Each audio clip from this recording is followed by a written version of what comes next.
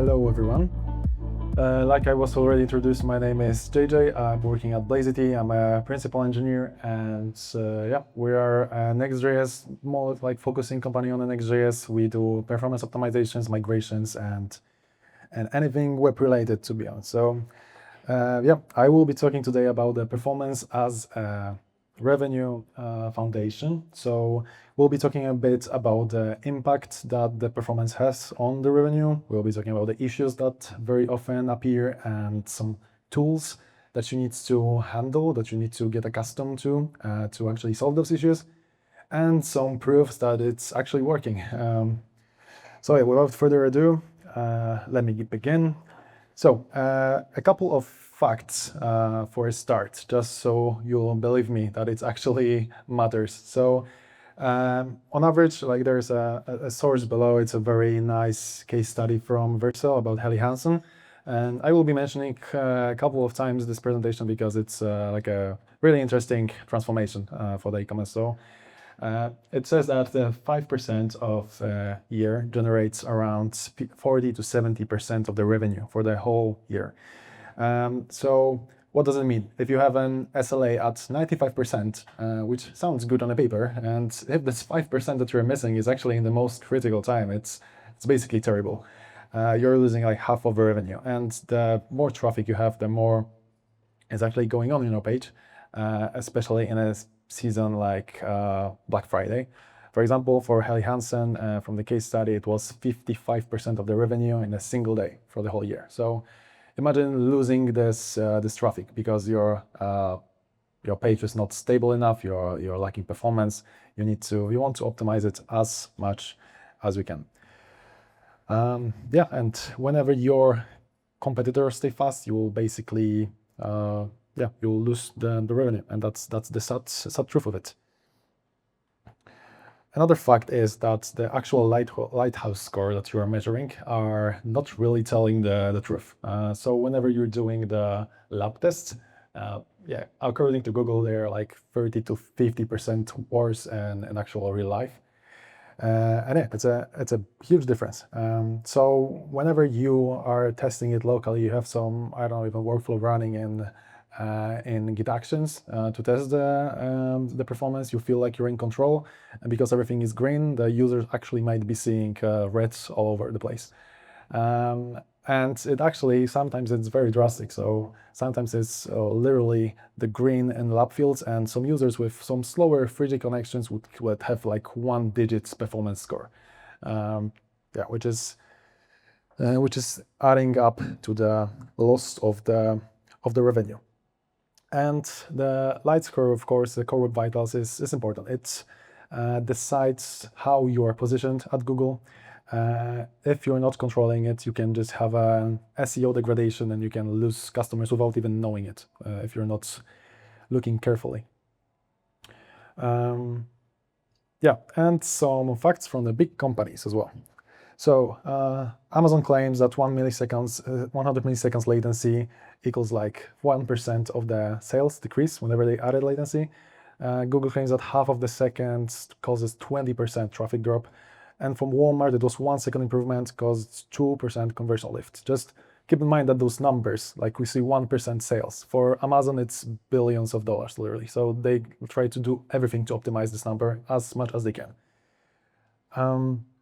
And yeah, those are not edge cases. This is a very repeatable pattern. It's not only specific industries that are affected by it. It's like all over the place. Every single one up is affected by it. Whenever you're selling something, the performance matters. And as you can see, it's not linear. It's not like close to each other. It's like every single company experiences it differently. But every time you need to wait longer, the less money you make on the app. So I hope that you trust me now that it's actually important and that it's actually an issue. And the question is, how do we fix it? And most importantly, how do we fix it without losing anything? Because we can, of course, make page faster by resigning from some features, from some third-party scripts or stuff like that. So, and it's not really the thing we are aiming to do. So the couple of culprits that we have when it comes to the performance. I talked about this this specifically, it's close to my heart because I've noticed it a lot of times when I was like auditing applications for clients. The A/B tests, especially the client-side A/B tests. There are a bunch of different tools that does that. So, for example, you have very easy to integrate tools that just replace your content client-side with some kind of variant and treatment version that you can use to just measure which performs better. And you think that you have like data-driven decisions and that you will grow revenue, but in fact, it's causing performance issues. It's content loaded on layout shift. I'm sure you had that issue sometimes in your life when you were scrolling down mobile app, you try to press something and some box just dropped out of nowhere and you pressed the wrong thing that you, instead of what you actually wanted to click. Those are layout shift. This is not only a core web vital, that it's decreasing your site's positioning, but it's also a very like terrible user experience. And yeah, it's getting impossible to cache that because every time it's like rendered on the client side, you just can't cache that up front and serve it to the client. So those tools are very harmful, and they are of course not like declaring it that they actually are. And worst of all is that both variants are losing actually in this. So if you have like a control and treatment experiment and you're using client side, it's introducing the latency to both. So it's not even like you're not actually measuring what you wanted to measure because you're no longer comparing the same thing that was previously on the page. You have a completely different environment with a different latencies, with a different layout shifts and stuff like that. So whatever you are testing, it's not the same thing. Basically, there's a degraded baseline of the whole user experience. And actually, the winning variant might not be actually winning because you're affecting the whole context. So for this one specifically, there's a simple but not always easy to implement solution. There are a couple of A/B tests types that you can do. Depending on the scope, you can A/B test the whole pages, which is quite easy because you can just like generate this whole static page and just swap between them. And that's simple, but it gets worse when you're going component level. When you have component level A/B tests and you have a couple of components per page, sometimes it happens like that, the amount of permutation just becomes impossible. So what's usually there is a server-side rendered page, but with edge determination of what feature flag are you actually a part of, if it's a treatment or a variant, and it's that is just very fast to determine it. And of course, if you're going server-side, then you have to account for all of the waterfalls issue and caching and stuff like that. But it's possible to do it performantly. And there's another very amazing case study about Notion, how they did it, which I also really recommend to read. There was like 0 CLS for them and a very minor performance difference. Like Edge adds like dozens of milliseconds to the request. It's not 100 milliseconds. So it's definitely something worth to take a look at if you're using it. Another culprit, and that is very often the case of issue on the web page, are the third-party scripts. There's a GA on the slide because this one is the most painful because it's the most easy to actually miss. Whenever you are adding scripts to your page, then you have a control of it somehow. You have a PR with a change, and you can run some checks on this PR to know if this specific script caused some kind of performance degradation, and you have like at least some control over it. But whenever you have a GA plugged in and there's a whole different team of people that are working and adding scripts, it's very easy to miss, and you don't have any alerts. You basically are degrading your performance and without even knowing that. So this one is specifically very, very sketchy and easy to miss, and it's causing a bunch of different issues. Quick solution for that, there are some, instead of like, for example, testing your page on PR, there could be like a periodic test running in the background just to test. You can have some notifications from the GA, you can have some policies in company of how many scripts you can add, you can have some performance budget of kilobytes served to the client. This is also very, very effective. Okay, and one important thing is that how you render the page actually matters the most. Shout out to Dom, he has a great article about the migration for e-commerce and the cheat sheet of when you should use each rendering strategy. I really recommend reading that. But basically, probably, if you're developers, probably you know most of them, if not all of them, especially if you're using Next.js. But there are a bunch of different strategies that you can use. There's SSG, there's ISR, there's PPR, there's SSR.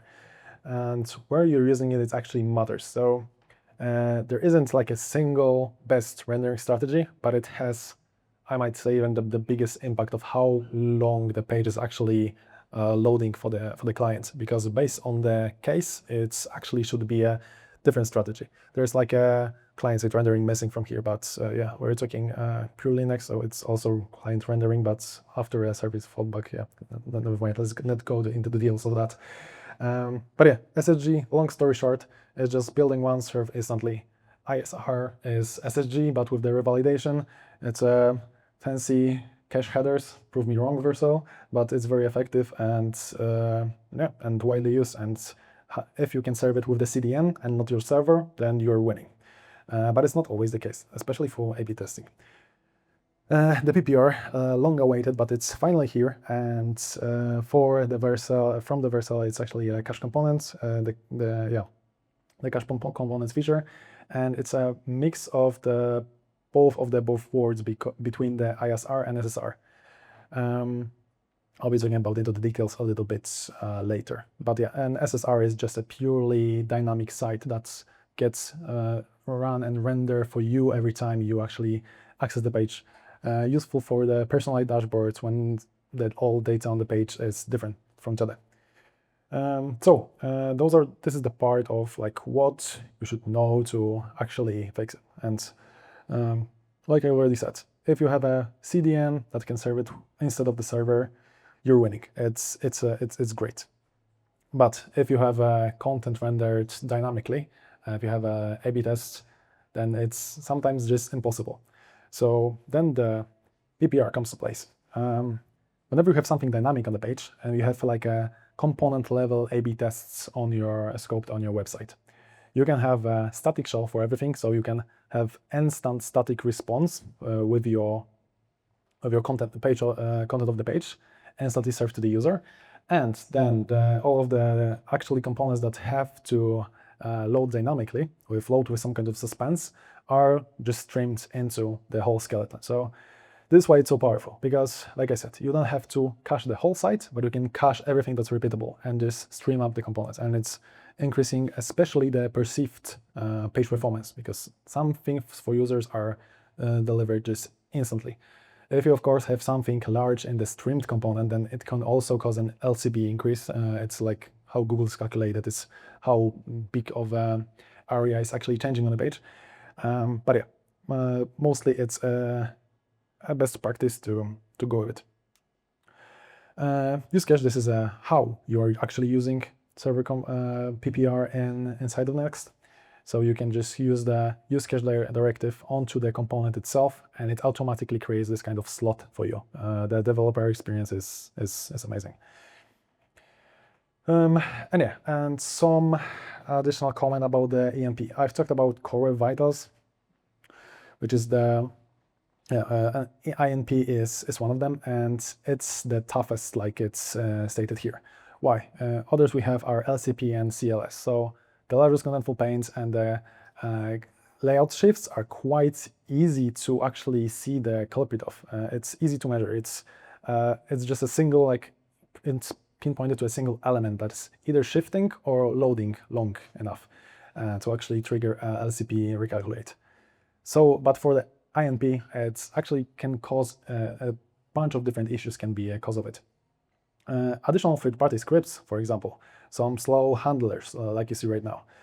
Even like a rendering speed of the page that you are clicking into. So if you optimize just a landing page because you put it inside of the CDN and you cache to the whole thing, but the site you're actually navigating to is not, then the INP will be still terrible. So you have to keep that in mind.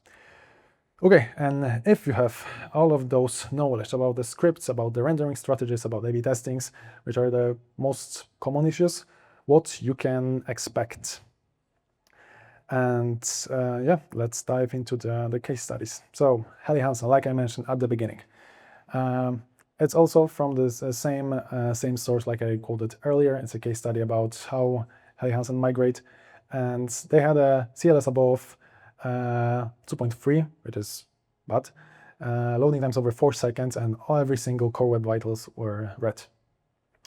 Like I already mentioned, they had one single day in the year, the Black Friday cost 50% of the annual revenue, and they just couldn't scale fast enough. They were losing revenue, and yeah, so they decided to migrate, because the Black Friday was not a celebration day for them. It was a liability to handle all those and to take the cost of the slow performance that they actually were experiencing.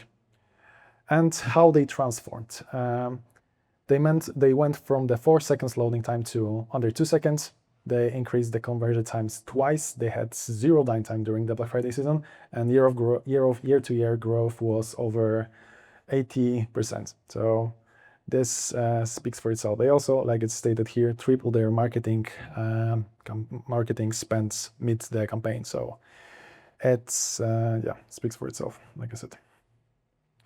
And we have one more case study from our internal Blazity clients, which is the LCP improvement. The main part of this was a rewrite from React to Next.js, and when the LCP got improved by 70%, the CVR got improved by 28%, which is, for them, it's millions per year. So yeah, this is not a small increase, and this is actually ours. We have also a source with our case study about this whole project, so feel free to take a look. Okay, so if you were to remember 4 things from these presentations, it probably would be that. So measured field data and not the lab data. This is very important, like I said at the beginning. ISR should be the default whenever it's possible. Whenever it's possible to cache, whenever it's possible to handle it through the CDN without touching a server, then do it. It's just great. I see the dome nodding, and yeah, there's a Versal guy that is agreeing. And the third-party script needs auditing. Yeah, it's very painful to just lose control of your scripts, especially through the GTM. Whenever there is a different team working on it, whenever you don't have control, things can get out of hand very quickly, and you don't even know whenever you're losing the performance. And yeah, double check how you're doing A/B tests, because if you're using the client-side one, there's most likely a room for improvement, both from the user experience of for your users, and also the core vitals that you have and what you're actually measuring. So all of the findings and what I discussed today is from our book that is right there on the table. You can scan the QR code. It's also an online version of the book to go deeper. There are a bunch of different insights. This is just like a small shortcut of what's actually in the book.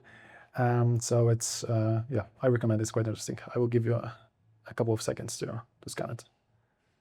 A couple of people have to zoom in from the back. Yeah, it's still yeah, we'll just send you the link, no worries. And also, there's one more thing that we're releasing today as like a yearly version of it. We are introducing migration skills. So if you want to migrate your site, if you have performance issues based on the stack that you're currently using, this toolkit helps you migrate to Next. So what it is a set of the agent skills and the tools that the agents use to actually take a control over the migration. So it's more deterministic this way. It's yeah, it's most likely to just actually succeed whenever you're using these tools, because as you know, just simple prompts to LLM can be really messy if you don't provide them enough details. So yep, that's it from me. Thank you very much, and I will be available to talk if you want.